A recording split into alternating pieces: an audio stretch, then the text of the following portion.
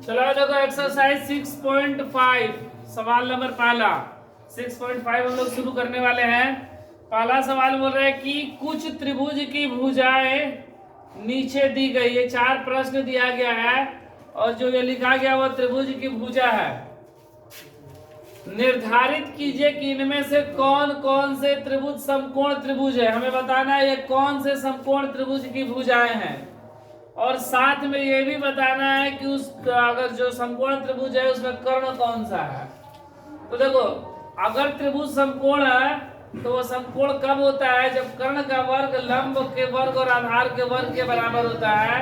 अर्थात जो सबसे बड़ी भुजा का वर्ग होता है वह अन्य दो भुजाओं के वर्गों के योग के बराबर होता है। मतलब जिसमें पाइथागोरस सूत्र काम करेगा, इसके लिए पाइथागोरस सूत्र सही है, सत्य है, वह समकोण त्रिभुज की भुजा है, अन्यथा वह समकोण त्रिभुज की भुजाएं नहीं है।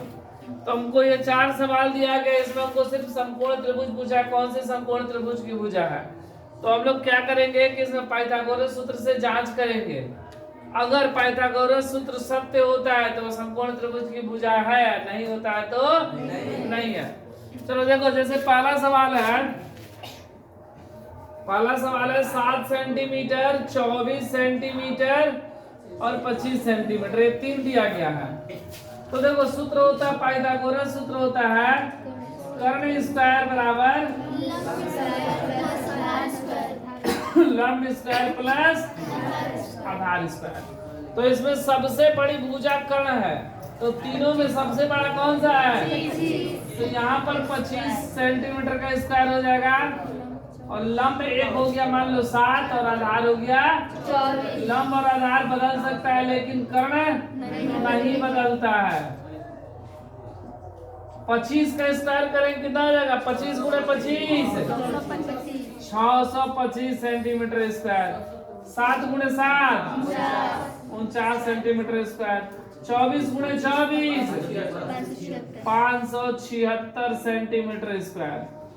इधर मेरा 625 है, इधर जोड़ेंगे 9 6 15 के 5 हासिल 1 7 4 11 12 का 2 हासिल 1 5 और 1 6। ये दोनों हो गया ना, ये दोनों क्या है? बराबर है 625 625। इसलिए यह क्या है? इसलिए यह समकोण त्रिभुज की भुजा है।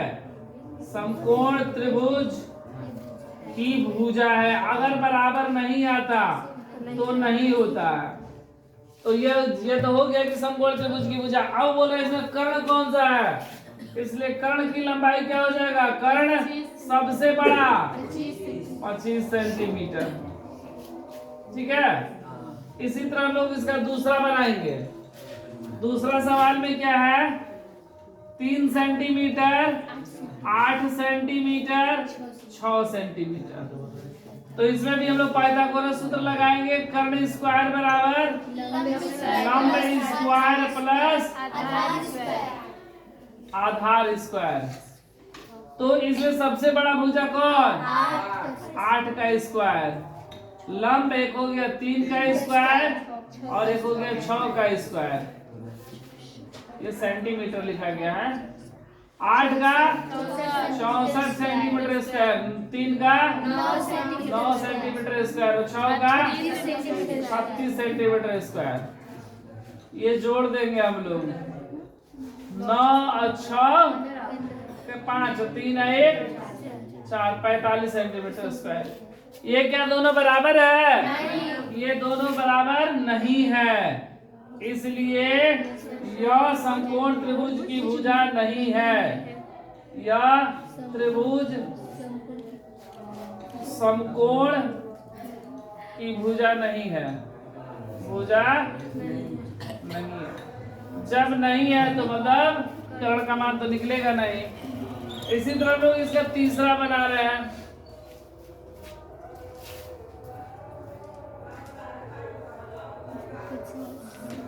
तीसरा में क्या है? 50 centimetre square 80 centimetre square 100 centimetre square में सेंटीमीटर। तो सूत्र क्या होता है? कर्ण स्क्वायर बराबर लंब स्क्वायर प्लस आधार स्क्वायर। कर्ण मेरा कितना? सबसे बड़ा 100 ना। लंब एक 50 हो गया और आधार 80 हो गया। 100 का करेंगे तो 10 पे 4 गुजरे 1 पे, ये 50 25 60 28 64 100।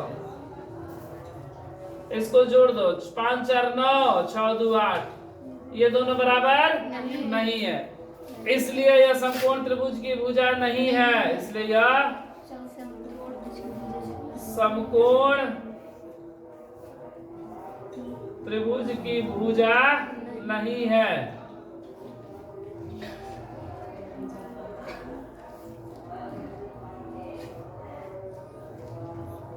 अब चौथा सवाल रह गया। चौथे में क्या है? 13 सेंटीमीटर 12 सेंटीमीटर 5 सेंटीमीटर। इसमें वही सूत्र लगेगा, कर्ण स्क्वायर बराबर लंब स्क्वायर प्लस आधार स्क्वायर। कर्ण मेरा कितना? 13 का स्क्वायर, लंब 12 का स्क्वायर और आधार 5। 13 का 1 6 9, 12 का 144, 5 का 25, 5 4 9 4 2 6, ये बराबर है ना। इसलिए यह समकोण त्रिभुज की भुजा है। समकोण त्रिभुज की भुजा। और कर्ण का मान कितना हो जाएगा? 13 सेंटीमीटर।